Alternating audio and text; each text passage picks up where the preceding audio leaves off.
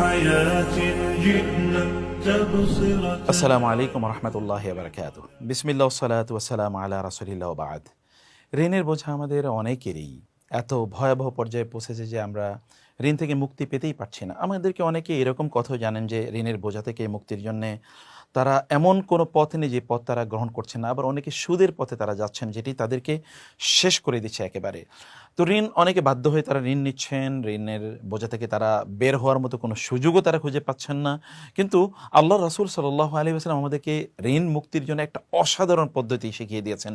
আপনার ঋণ যদি পাহাড় সমান হয়, আল্লাহ সুবহানাহু ওয়া তাআলা এই দোয়ার কারণে আপনার ঋণ পরিশোধ করে দেবেন। প্রশ্ন হতে পারে যে দোয়ার কারণে ঋণ পরিশোধ হয় কিভাবে? দেখুন, আপনাকে যদি আল্লাহ সুবহানাহু ওয়া তাআলা এমনভাবে কিছু আয় ইনকামের ব্যবস্থা করে দেন যেটি আপনি কোনোদিন ভাবতে পারেন না, সেটি কি আল্লাহর পক্ষ থেকে হওয়া সম্ভব নয়? আল্লাহ কি সেটি করতে পারেন না?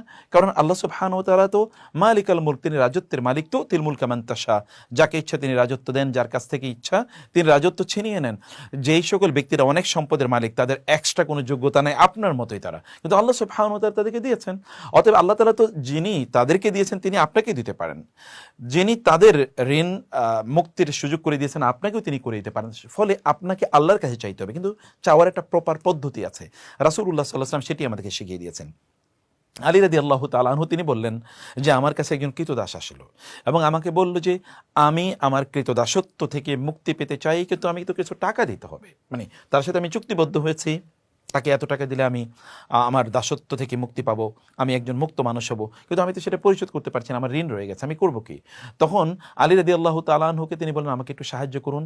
তিনি বলেন আমি তোমাকে অন্যভাবে সাহায্য করছি, যে আমি একজন সাধারণ মানুষ, আমি তোমাকে কতটুকু আর দিতে পারবো, বরং তুমি তার কাছে চাও যিনি রাজাধিরাজ।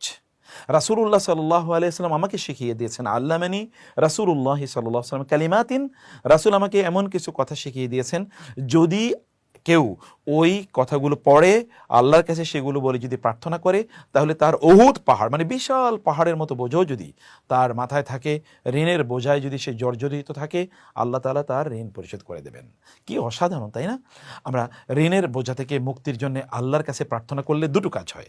একটা হচ্ছে এটা একটা ইবাদত, মানে বিশাল ইবাদত, কারণ আর-দুআ মুখুল ইবাদত, দোয়া হচ্ছে শ্রেষ্ঠতম ইবাদত। তার পাশাপাশি আল্লাহ সুবহানাহু ওয়া তাআলা আমাদের ঋণের বোঝা থেকেও আমাদেরকে মুক্তি দেবেন। ইবাদত হবে, ঋণের বোঝা মুক্ত হয়ে যাবে। এর পাশাপাশি এই দোয়াটি আমরা কখন করব? আসলে দোয়াটি সিজদার মধ্যে যদি আমরা করি, সুবহানাল্লাহ, রাসূল ইসলাম কিন্তু সিজদার মধ্যে দোয়া করতে আমাদেরকে বলেছেন। অতএব সিজদার মধ্যে আপনি যখন আল্লাহর সবচেয়ে বেশি নিকটবর্তী হন এবং রাজাধিরাজ সবকিছুর মালিকের কাছে যদি আপনি এই দোয়াটি করেন, তাহলে আল্লাহ তাআলা, আপনার বিশ্বাস যদি খুবই দৃঢ় হয় আল্লাহর কাছে, আল্লাহ তাআলা মুক্তির উপায় করে দেবেনই ইনশাআল্লাহ। আল্লাহ সুবহানাহু ওয়া তাআলা সেই কথা আমাদেরকে বলেছেন, ওয়া মান ইয়াত্তাকিল্লাহ ইয়াজআল লাহু মাখরাজা, কেউ যদি আল্লাহর কাছে চায় আল্লাহ তাআলা তার জন্য মুক্তির পথ তৈরি করে দেন। তাহলে চলুন আমরা একটু দোয়াটি মুখস্থ করি। আমার সাথে আগে দোয়াটি মুখস্থ করুন, পরে আমরা দোয়াটির অর্থ বুঝে নেব ইনশাআল্লাহ।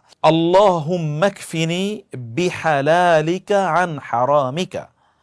প্রথম অংশ, আল্লাহুম্মা কফিনি বিহালালিকা আন হারামিকা, আল্লাহুম্মা কফিনি বিহালালিকা আন হারামিকা। দুজন। এবার দ্বিতীয় অংশ, ওয়া আগনিনি বিফদলিকা আম্মান সিওয়াকা, ওয়া আগনিনি বিফদলিকা আম্মান সিওয়াকা, ওয়া আগনিনি বিফদলিকা আম্মান সিওয়াকা। তাহলে আবার বলি শুরু থেকে, আল্লাহুম্মা কফিনি বিহালালিকা আন হারামিকা ওয়া আগনিনি বিফদলিকা আম্মান সিওয়াকা। আবার বলুন আমার সাথে, আল্লাহুম্মা কফিনি বিহালালিকা আন হারামিকা। এবার দ্বিতীয় অংশ, ওয়া আগনিনি বিফদলিকা আম্মান সিওয়াকা। মাশাআল্লাহ। তাহলে আপনারা পড়তে থাকুন, রেকর্ড করুন, বারবার শুনবেন, এবং যারাই আপনাদের কাছে ঋণের কথা বলবে তাদেরকেই মানে এই দোয়াটি তাদেরকে পাঠিয়ে দেন, তাদের কাছে এটা রেফার করুন, তাদের সাথে শেয়ার করুন, তাহলে আপনি কিন্তু দায়ী হয়ে যাবেন ইনশাআল্লাহ।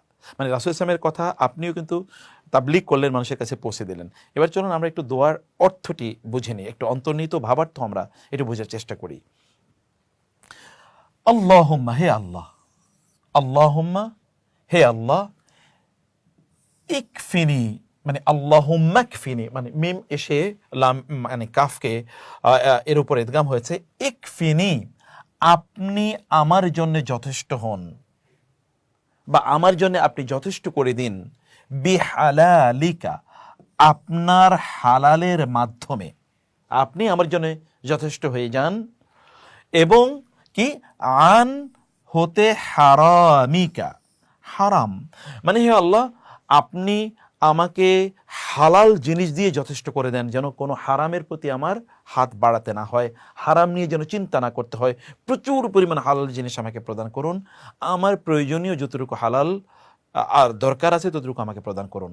আল্লাহুম্মা কফিনি বিহালালিকা আন হারামিকা। 2 নম্বর ওয়া আগনিনি, ওয়া এবং আগনিনি আমাকে সচ্ছলতা দান করুন, গেনা গানি ধনী, সচ্ছলতা দান করুন, বি দ্বারা ফদলিকা আপনার অনুগ্রহের দ্বারা, ফজল আমরা বলি আল্লাহর ফজলে, আপনার অনুগ্রহের মাধ্যমে, আম্মান আন হতে আন এবং মান তার থেকে মানে তার চেয়ে, সিওয়াকা সিওয়া মানে ছাড়া, কা মানে আপনার, আপনি ছাড়া অন্য কারো কাছে আমাকে মুখাপেক্ষী হতে আপনি দিয়েন না। আমি কারো কাছে হাত পাততে চাই না আল্লাহ, আমি কারো কাছে আমার দুর্বলতার কথা বলতে চাই না, আমি কারো কাছে আমার ঋণের কথা বলতে চাই না, আমি কেবল আপনার কাছে হাত চাই, আর কেবল আপনার কাছে আমি সাহায্য চাই, কেবল আপনার কাছে আমি হাত বাড়াই, কেবল আপনার কাছে আমি প্রার্থনা করি। অতএব আপনি আপনার অনুগ্রহের মাধ্যমে আমাকে অন্যদের থেকে অমুখাপেক্ষী বানিয়ে দেন, মানে কেবল আপনার মুখাপেক্ষী আমি থাকতে চাই, অন্য কারো মুখাপেক্ষী আমি হতে চাই না। এটা কিন্তু আপনি চিন্তা করে দেখেন আপনার মর্যাদা আপনি কোথায় নিয়ে দাঁড়া করিয়েছেন।